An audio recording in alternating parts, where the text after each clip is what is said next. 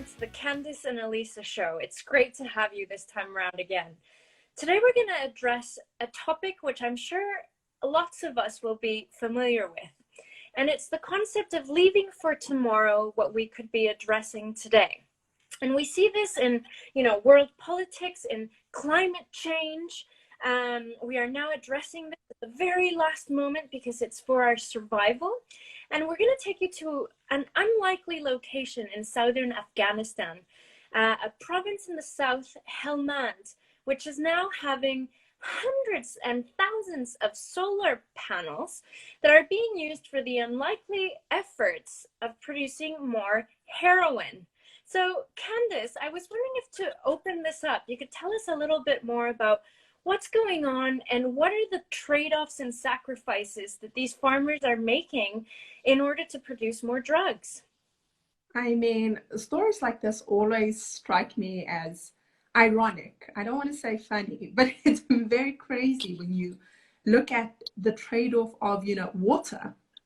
They're using massive amounts of water to get these solar panels running and functioning and to fund this illegal activity in many ways, right? And they are making a lot of money at this moment.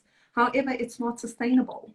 And so it always brings me back to this conversation, like you're saying, the reason we are where we are when it comes to global change or global warming and climate change is the fact that we've constantly, as global citizens, not just, as Afghan people, we've constantly traded off this idea of today, we will benefit and reap what we want at the expense of tomorrow.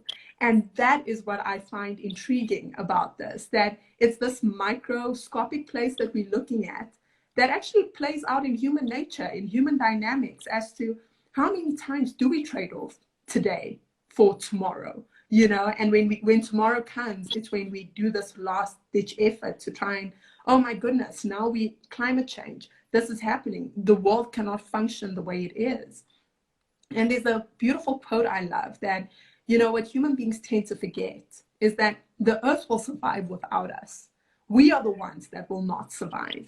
And so that's what I find very intriguing about this. Absolutely. I mean, I think the UN have now said that 80% of the production of drugs in the country comes from the south and from this province, and that the largest production of heroin stems from Afghanistan at the moment. So it's quite fascinating to me, having grown up in Mexico, seeing another country that's having such intense drug problems. And as you said, I mean, the outlook for this region is terrible, since right now, yes, the desert is powering, if you will, this production, but once the water runs out, the question becomes, will it have all been worth it? Will it have been worth it to be able to kickstart your production and perhaps change your quality of living, while also knowing that in a few years' time, you might just not have water, let alone water for production. I mean, drinking water. And it does beg the question, why do people make these decisions? Why are people committing to something that could bring them such pain in the future? Well, right? And that comes down to the human nature aspect of it, right? In terms of, we're speaking about the drug trade right now, which of course you can't speak drugs without speaking about, Afghanistan, Colombia, Mexico at this time. And I mean, some of the most notorious drug dealers have been, Pablo Escobar, for example. And so it comes back to, if we just reduce it to human nature in its element and how we operate and why we operate the way we do, I actually want to bring it to, why do people, especially like, in, let's say, Mexico, end up selling drugs, instead of working this job that they may be not able to pay rent and they're not able to survive. And it becomes a necessity, right? And it's this crazy thing of human beings, we operate from a space at times where we say that this is a complete necessity. We have to do this at this time. And we're always on this element of urgency. And that's what I find interesting. Because when we're ruining the planet at the time we're ruining it, it's always from this place that we are sold is necessity. If we do not put all these solar panels up, we will not be able to function. Not saying that, why don't we look at this and say, how is this going to impact us within the next 10 years? Why don't we take these 2 years to build proper infrastructure so that the next 10 years it will be sustainable? And that's the constant trade-off that I find people making. But coming back to Mexico, I want you to tell us a little bit more about, the Mexican climate, because you come from there and I think you would have a better understanding of it. Yeah, I mean, it becomes really complicated because the power of the cartels is so vast now, and it's the whole of Latin America. We're just a gateway nation and we're also a producing nation. And as long as consumption does not change, which, let's be real, it probably won't globally, this scenario is going to continue. And I think it does beg the question sometimes of what leads someone to saying yes to a cartel. And oftentimes what we'll find is, there's so much corruption present in the Mexican governmental structures, all the way trickling into the police, the military. And if a cartel comes along and you have a parent that maybe works the field, not even for money, but sometimes in exchange for lodging and food, and that's it, sometimes for less than minimum wage. And you can see that that's going to be your life. That's your future, maybe working the field 17-hour days, no breaks, no health package, no nothing. And here comes the cartel that goes, I see you, I hear you. We're going to take care of your family. Your parents are not going to have to work another day in their lives. You're going to have a car. You're going to be able to have your health covered. And we're going to come and build roads and a school in your town, and a hospital. In exchange, we need your complete loyalty for whatever task that we need. And I don't want to say that it becomes a no-brainer, because I think there's definitely a sacrifice of self, a sacrifice of morality, lots of tough choices to be made. But when it's not just going to impact you, but your family's lives, I just go, it's just not as black and white as we might like to think of it, right? Oh, We go back to the shades of gray. it it really does highlight in the biggest way possible the shades of gray we exist within. Necessity versus, morality is such an incredible, dichotomy in so many ways, because I look at it and I think to myself, you are barely surviving.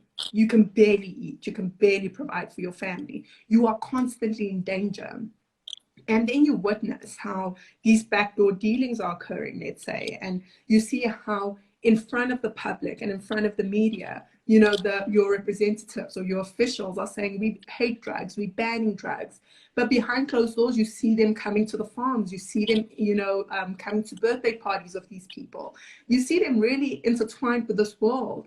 And so you say to yourself, am I the only one being moral? Am I the only one being left out of these gates and suffering due to that? Or do I take this path and let this path, provide for my family, keep my family safe? And I think, so many of us, I always find it so ironic, because I always say to people, we can never know our own morality until we are tested. And I think so many of us, like overestimating how moral we are, will say, I would never do this. I would never do this. And don't get me wrong, I think all of us have, very core principles. That there are certain core principles for me that I know without a shadow of a doubt I would never do. I know without a shadow of a doubt they go against every fiber of my being, and I would rather sacrifice my life than to engage in those kind of activities.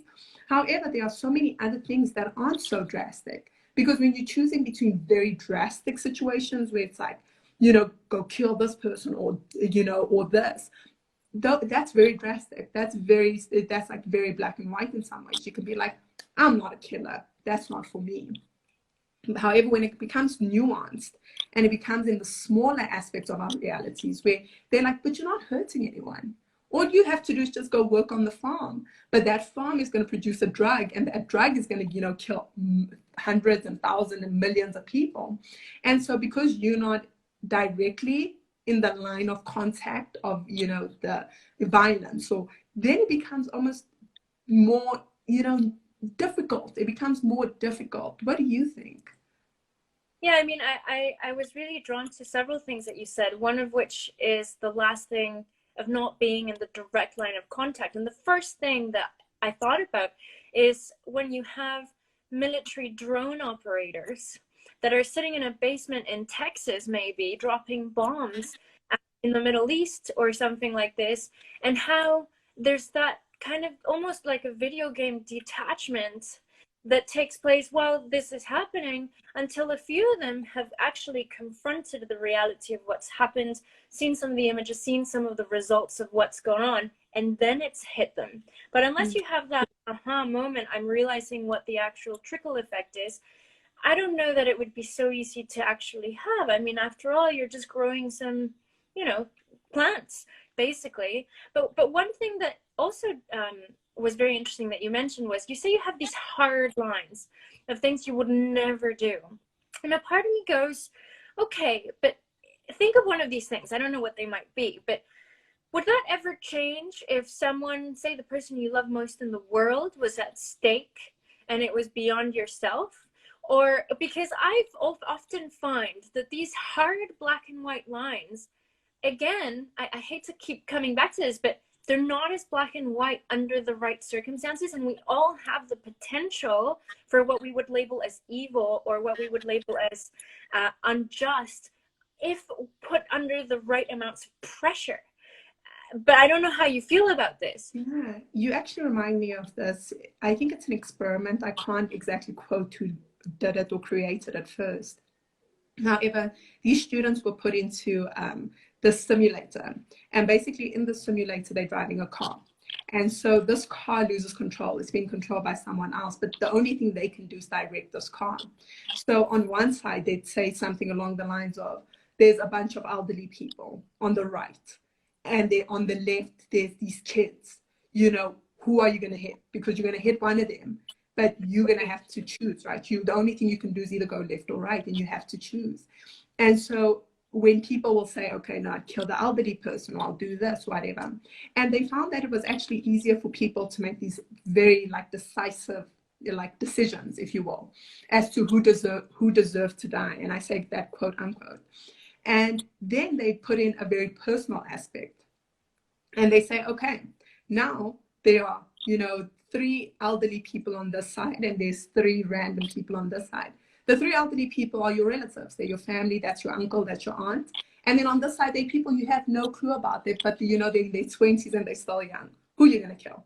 You know, and it's always the emotional aspect that triggers us to behave differently. And anyone who says otherwise is not being entirely truthful with themselves. Because when we bond to people, when we choose people to inhabit our spaces, it's not that we're valuing anyone else less. However, that emotional attachment and bond that you have with your child is not necessarily the same bond you're going to have with a stranger, right? Who's in the same age group and age bracket. And so when they say to you, who are you going to kill, your child or this random stranger that you don't know? Most of us are going to go with a random stranger we don't know. Is that random stranger someone's child, someone's everything? Yes, but they're not your child. They're not your everything, right? And I think that's the thing with morality. I find it so fascinating because I find it so complex. And I think it's something that so many of us have the luxury, and I use this term very strongly. We've got the luxury of not having to make decisions on a day-to-day basis that impacts us at a cellular and core level. However, when you are sitting in a situation like war-stricken countries, and so many people don't regard the fact that when you are in chaos, when your system and environment and country, or wherever you may be in your life, is in complete destruction and chaos, and the only choices you have are the evil choices, does that make you an evil person? Or are you taking the best course of action for yourself? And again, brings us back to that idea, what is good and what is evil? And like you said, we all have the very strong capability of either one, given the right situation and circumstance. I mean, and one of the things that you said also is this whole concept of morality to me is quite fascinating, because how much of it is, you know, morality is understood universally as being this one thing, and how much of it is a societal construct. And feeding off of that example that you gave about the old person and the children, I remember also reading about this, how it changed depending on what culture they were asking. Because Eastern cultures will value elders much more than in the West. They'll be seen as people who carry wisdom and people that need to be protected, whereas a child was seen as someone, you know, they're quite fresh, they don't know all that much. and the leniency tended to be to protect the elder. Whereas if you go to the West, the tendency was, no, this child has their whole life ahead of them. This person has lived their life. So these ethical, moral dilemmas, the very fact that they can be relative at that level, I think the moment that you inject social problems, conflict, war, poverty, hunger, the relativism of it, like it just becomes a much harder question to answer. And it's something that we're going to have to keep talking about. And I think this is what this series actually does, is we have to ask the difficult questions. And so I think for me in this episode, what I'd want to leave people with, or at least a question I'd like to ask people, is what would they trade off for financial freedom? And then I'd follow that up and say, what would they trade off for wealth? Excessive amounts of wealth. And I think that's something we can all think about and, put our own morality to the test. Absolutely.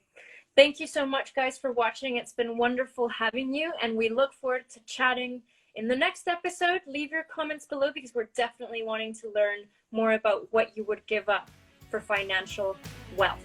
Take care.